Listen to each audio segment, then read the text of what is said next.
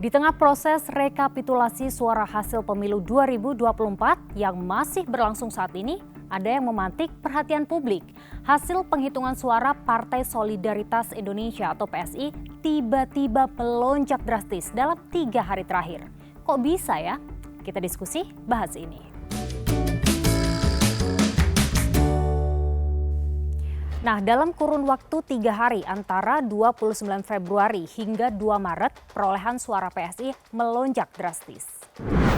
Suara PSI bertambah 2.171.907 atau 2,86% pada hari Kamis menjadi 2.402.268 atau 3,13% pada hari Sabtu. Di kurun waktu yang sama, jumlah TPS yang tercatat di real count KPU bertambah 2.240 dari 539.084 TPS menjadi 541.324 TPS. Artinya PSI ini mendapat tambahan 203.361 suara dari 2.240 TPS. Kok bisa ya? Pengamat politik menilai lonjakan suara PSI sebagai suatu anomali. Kalau tiba-tiba ada partai politik ya, di mana hasil serekap ini sudah di atas 65%, tiba-tiba dia melonjak sendiri, kemudian partai yang lain itu turun trennya, ini yang kemudian menjadi tanda tanya, ada apa? Oleh karena itu ya harus diaudit nanti pada akhirnya.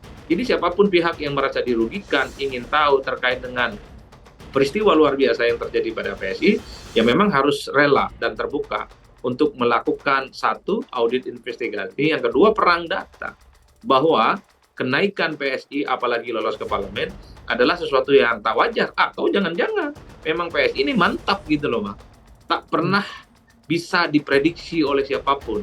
Jangan-jangan memang PSI ini hebat dan keren, karena tidak pernah bisa dideteksi oleh alat apapun, termasuk alat quick count yang selama ini dianggap canggih dan paling hebat, selalu tepat memprediksi hasil pemilu. Kan itu saja kuncinya. Namun menurut PSI, kenaikan perolehan suara PSI masih terbilang wajar. Kalau dikatakan PSI naiknya melejit atau dikatakan kok melenceng dari quick count, ada yang lebih melenceng kok. PKB sama Gelora bedanya hampir 1% di PKB, kok nggak ada yang ngeributin nih gitu ya, kok nggak ada yang viralin gitu. PSI baru naik sedikit udah dituding macam-macam. Jadi saya pikir ini nggak adil juga. Mari kita sama-sama pantau aja prosesnya. Tolong jangan berpikir macam-macam karena teman-teman semua bekerja di lapangan nggak henti. Saksi itu nungguin mulai dari jam 8, jam 9 pagi sampai tengah malam dan banyak yang nongkrongin. Jadi jangan dipikir ini kerjaan 1, 2, 3 orang gitu loh, sehingga pikirannya seuzon saja. Lebih baik kalau seuzon ikut turun ke proses-proses penghitungan real count, nongkrongin di situ sama-sama supaya kita bisa tahu seperti apa prosesnya daripada cuma bergunjing di sosial media. Nah, Presiden Joko Widodo juga ikut buka suara soal lonjakan suara PSI. Itu urusan partai, tanyakan ke partai. Tanyakan ke KPU. Oke, kami tanyakan ke KPU dan begini responsnya. Jika terdapat kekeliruan atau ketidaktepatan dalam proses penulisan hasil rekapitulasi perolehan suara pemilu, saya sangat yakin rekan-rekan Bawaslu sangat cermat dan langsung mengkoreksinya. Begitu juga dengan para saksi, peserta pemilu. Pada saat rapat pleno terbuka rekapitulasi di tingkat kecamatan, para saksi peserta pemilu memiliki salinan formulir model C hasil yang diperoleh di setiap TPS-nya berdasarkan hasil kesaksian yang dilakukan oleh para saksi. Saya juga berdiskusi dengan pakar kepemiluan soal ini. Hasil itu berupa image ya, foto atau pindai dari C hasil plano yang merupakan hasil otentik TPS dan diupload ke sistem Sirekap. Sayangnya Sirekap di beberapa TPS itu melakukan kesalahan baca.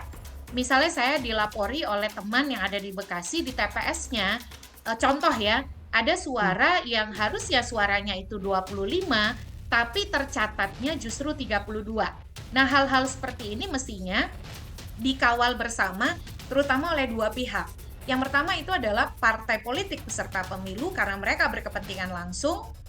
Yang kedua adalah pengawas pemilu, karena pengawas pemilu itu hadir di setiap tingkatan rekapitulasi. Nah, dengan diunggahnya 100%, setidaknya satu, KPU meyakinkan publik mereka tidak menutupi apapun. Yang kedua, dengan diunggah 100%, baik lembaga pemantau, lalu kemudian masyarakat, partai politik yang tidak punya saksi di TPS, itu bisa memanfaatkannya dan melakukan rekapitulasi internal.